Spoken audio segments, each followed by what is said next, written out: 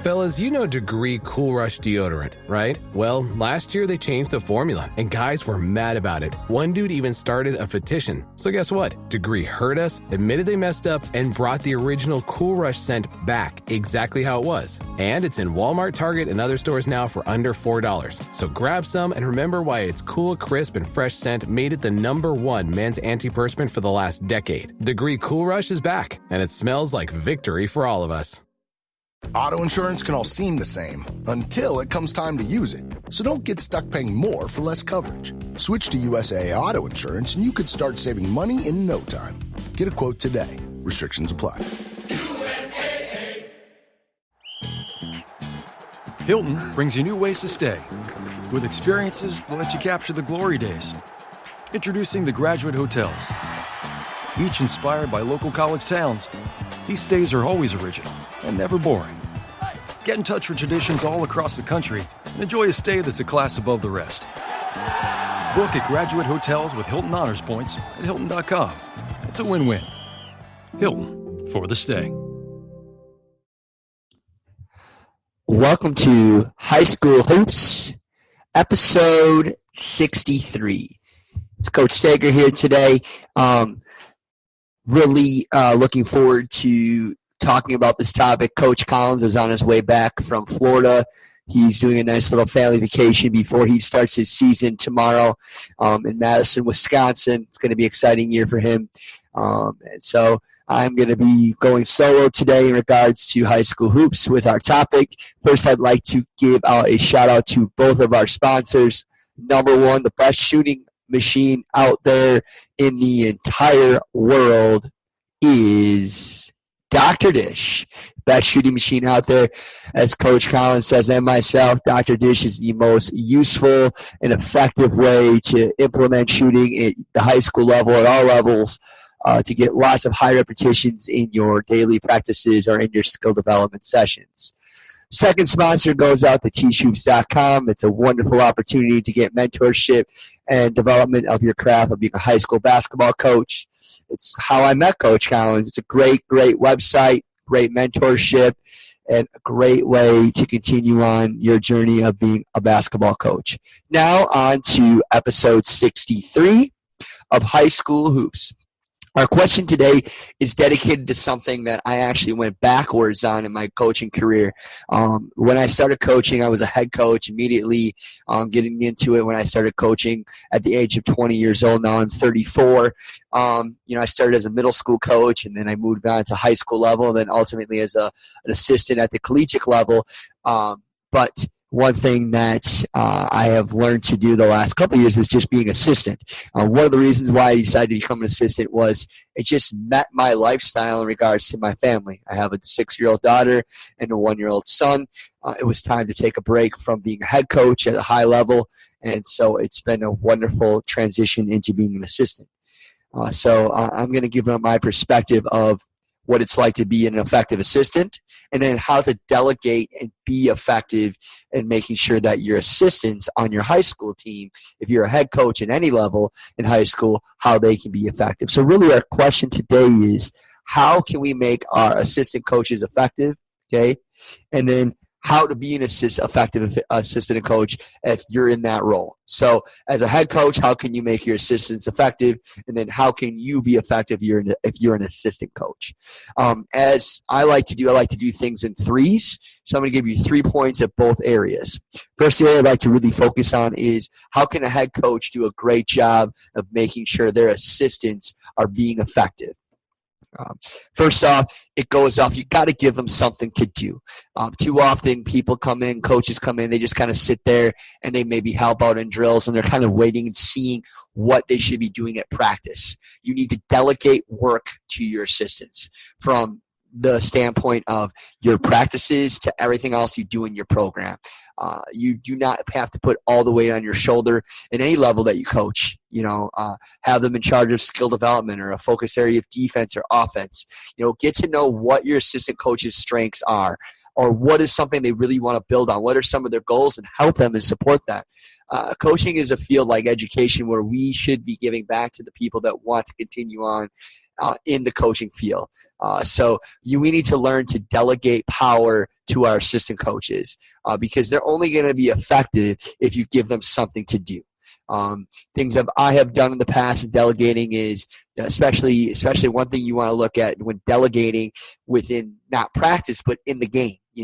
Delegate them to keep track of certain statistics or look at things that are a big emphasis that night. Whether it's rebounding, defensive rotation, identifying foul trouble, all those different things, monitoring substitutions. One of the things I always think about is building relationships with certain players because as a head coach, your voice can be white noise, and I think it's really important if you can delegate your assistants to build strong relationships with your players as well. You're going to be able to get them to play harder for you. The second point is emphasize their strengths and where their passions reside in the game of basketball. So if they're really into defense, or my assistant when I was a varsity coach was phenomenal at defense and loved defense.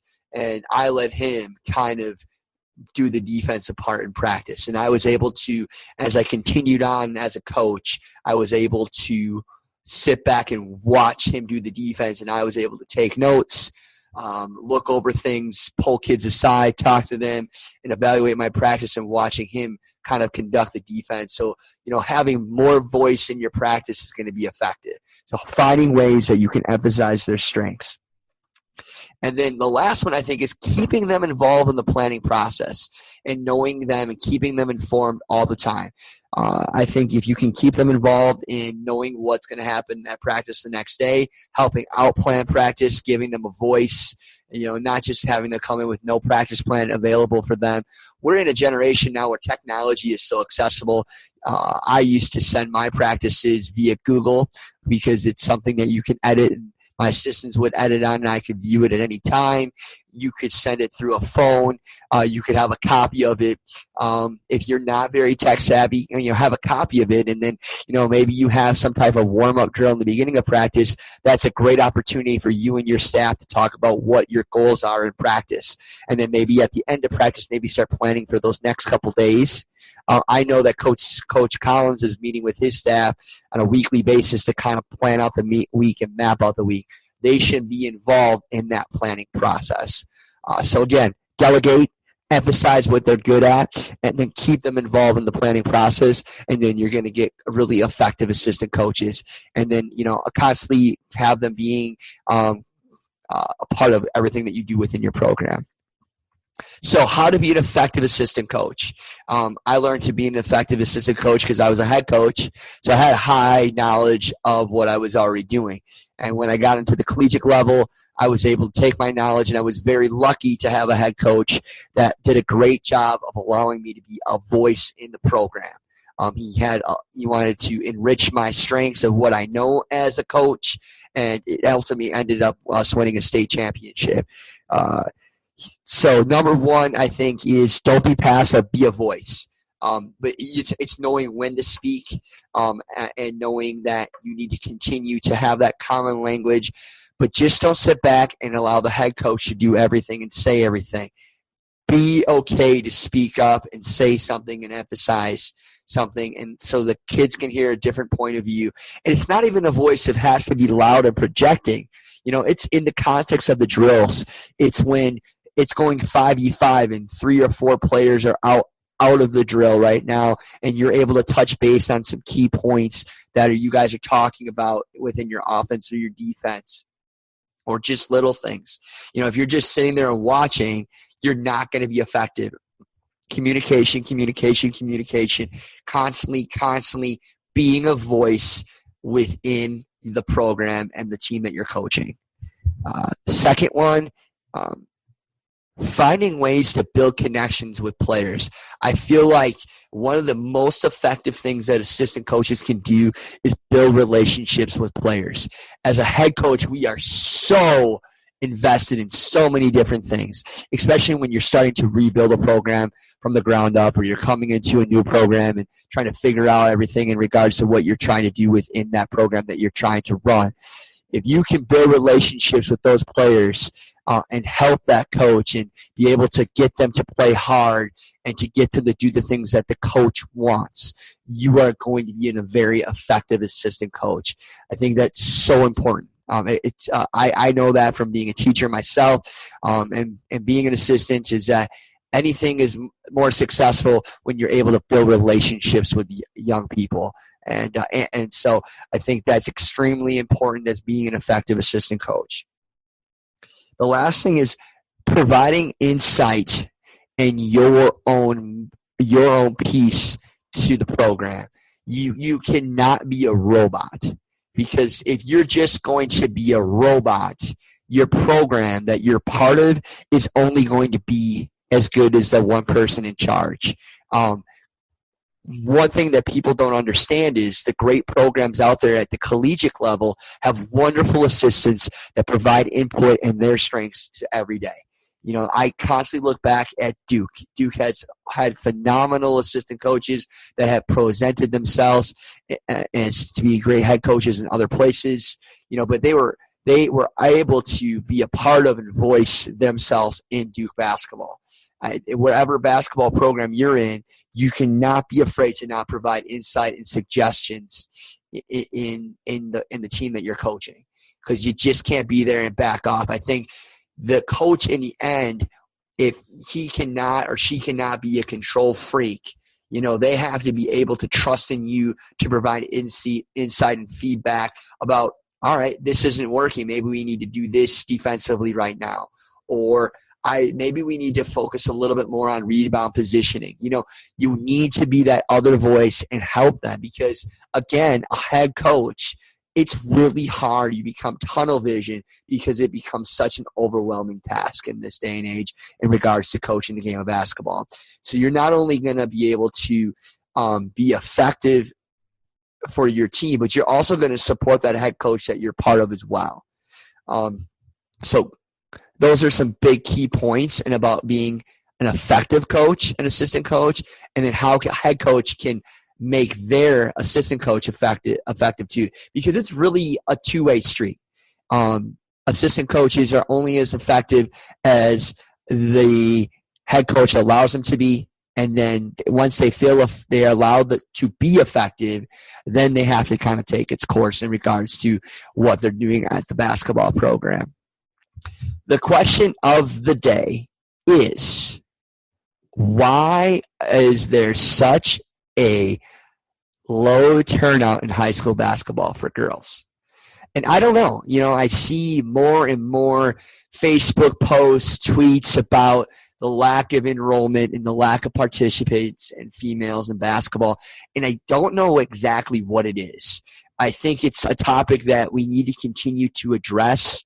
I feel like in general we have less three-sport athletes between males and females, but it seems like more than ever we're seeing a less and less multi-sport female athletes, especially less girls wanting to play basketball. I don't know what it is. I think number one is that they are specializing in multiple sports at a young age. I also think that they are playing too many games and they're getting sick of it. By the time they get to high school, they've played too many games. It's way too, it's not fun anymore for them. I think for girls, and I'm not just making a stereotype, I think the fun piece is really important in them wanting to continue to play the game of basketball in any sport. And I think if we do not make it fun, and we make it so serious at younger ages and we play so many games, they just get sick of it. And I think that's one of the key problems, is that they just get sick of it by the time they get to high school. It's a long season, and it's a long season for both genders. It's a long, long season. And so I think that we have to be conscientious of how many games we play, how much we do with our basketball players at a young age, to help the game grow so they're playing at the varsity level, at the highest level when they get to us at high school. If you have any suggestions related to that topic, please don't be afraid to contact us at teachhoots.com. On our Facebook page, you can email us directly. We'll love your suggestions. I really want to support this mission of getting more female athletes to continue to play the game of basketball. But I know it's a big problem across the country, and so we need to continue to support that and get more players to want to play. It's a great game, and I want people to continue to play it. Again, have a great, great week. This is Coach Steger, and this is I almost said Coach Unplugged. This is High School Hoops, episode 63. Thanks a lot. Bye-bye.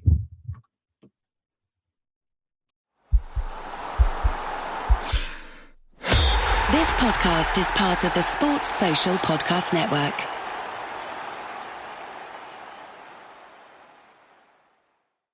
You just realized your business needed to hire someone yesterday. How can you find amazing candidates fast? Easy. Just use Indeed. Stop struggling to get your job post seen on other job sites.